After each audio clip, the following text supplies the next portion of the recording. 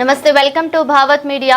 3 లక్షల కోట్ల తెలంగాణ రాష్ట్ర బడ్జెట్లో బీసీలకు కేవలం 4% కేటాయించడం అంటే బీసీలను అణిచివేయడమే అని బీసీ సంక్షేమ సంఘం జాతీయ ప్రధాన కార్యదర్శి మాజీ అడిషనల్ పబ్లిక్ ప్రాసిక్యూటర్ బాణాల అజయ్ కుమార్ మండిపడ్డారు. బీసీ సంక్షేమ సంఘం రాష్ట్ర అధ్యక్షునిగా నియమితులైన అరవింద స్వామిని సాల్వతో సత్కరించారు. బీసీల అభివృద్ధి లేకుండా రాష్ట్ర అభివృద్ధి జరగడం అసంభవమన్నారు. బీసీలకు సప్లాన్ లేదు, అంతేకాకుండా జనాభా ప్రాతిపదికన కేటాయింపులు కూడా లేవని అన్నారు. బీసీ సంక్షేమ సంఘం అధ్యక్షులు ఎంపీఆర్ కృష్ణయ్య మరియు working president doctor Arun Kumar ఆదేశాల మేరకు రాష్ట్ర కమిటీలను, జిల్లా కమిటీలను నూతన అధ్యక్షుడు అరవింద్ స్వామి ఆధ్వర్యంలో నిర్వహిస్తామని తెలిపారు. ప్రభుత్వం బీసీలకు రావాల్సిన వాటాలను కేటాయించినట్లయితే త్వరలో అన్ని బీసీ సంఘాలను కలుపుకుని పెద్ద ఎత్తున ఉద్యమిస్తామని హెచ్చరించారు. దౌర్భాగ్యం అని చెప్పి ఈ లోపల బెడ్రూమ్ లా వెనక ప్రేమ ఇది లేకుంటే ఎన్నో గల్లి ఎవరైనా అని అడుగుతారు. మన స్టార్ట్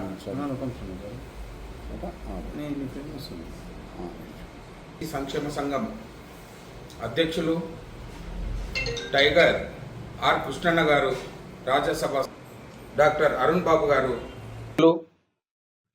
టైగర్ ఆర్ కృష్ణన్న గారు రాజ్యసభ సభ్యులు మరియు నేషనల్ వర్కింగ్ ప్రెసిడెంట్ జాతీయ బీసీ సంక్షేమ సంఘం డాక్టర్ అరుణ్ బాబు గారు, మరి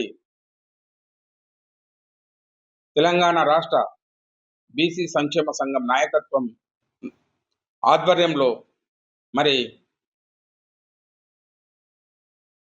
అరవింద్ స్వామిని తెలంగాణ రాష్ట్ర బీసీ సంక్షేమ సంఘం ప్రెసిడెంట్గా నియమించినందుకు మరి తెలంగాణ రాష్ట్రంలో ఉన్నటువంటి అందరు నాయకులకు, టైగర్ ఆర్ కృష్ణన్న గారికి, national working president doctor Arun Babu గారికి నేను కృతజ్ఞతలు తెలుపుతా ఉన్నాను. అదేవిధంగా ప్రెసిడెంట్గా ఎన్నికైనటువంటి అరవింద్ స్వామి గారిని కూడా మరొకసారి నేను అభినందనలు తెలుపుతా ఉన్నా.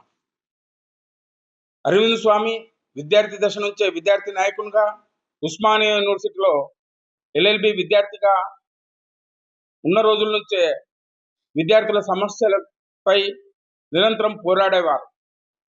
మరి విద్యార్థుల సమస్యలపై ఫీజు రియంబర్స్మెంట్ అయితేనేమి, స్కాలర్షిప్ విషయం అయితేనేమి, హాస్టల్లో ఉన్నటువంటి సమస్యలపై నిరంతరం పోరాడేవారు. చురుకైన పాత్ర పోషించారు విద్యార్థి నాయకునిగా. దాని తర్వాత గత 8 సంవత్సరాల నుంచి రాష్ట్ర బీసీ సంక్షేమ సంఘం కార్యదర్శిగా పనిచేశారు. సంఘంలో పనిచేసిన ఈ 8 సంవత్సరాలు కూడా నిరంతరం సంఘం యొక్క అనునిత్యం పోరాడేవారు.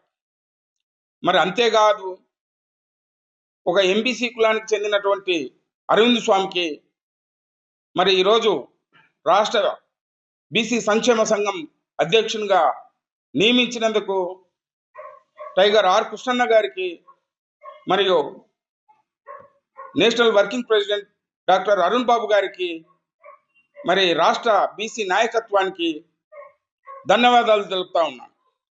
రాబోయే రోజుల్లో అరవింద్ స్వామి గారు రాష్ట్ర అధ్యక్షునిగా నియమితులైన ఇప్పుడు కొత్తగా రాష్ట్ర వ్యాప్తంగా కూడా రాష్ట్ర కమిటీలు, జిల్లా కమిటీలు, మరి కాన్స్టిట్యున్సీ, మండల కమిటీలు, గ్రామ కమిటీల వరకు కూడా తక్షణమే అన్ని జిల్లాలు పర్యటించి అన్ని కమిటీలు కూడా ఫస్ట్ రాష్ట్ర కమిటీ వేసి తర్వాత జిల్లా కమిటీలు కూడా వేయాలని national working president doctor Arun Babu గారు ఆదేశాలు ఇవ్వడం జరిగింది. మరి అరవింద్ స్వామి ఇమ్మీడియట్గా ఇంకా అన్ని జిల్లాలు తిరిగి కమిటీలు వేయాలని కోరుతున్నాను. మరి ఒక్కసారి నేను అభినందనలు తెలియజేస్తా ఉన్నాను అరవింద్ స్వామి గారు. నిన్న అసెంబ్లీలో ప్రవేశపెట్టినటువంటి బడ్జెట్ బీసీలను దగా చేసే విధంగా ఉంది.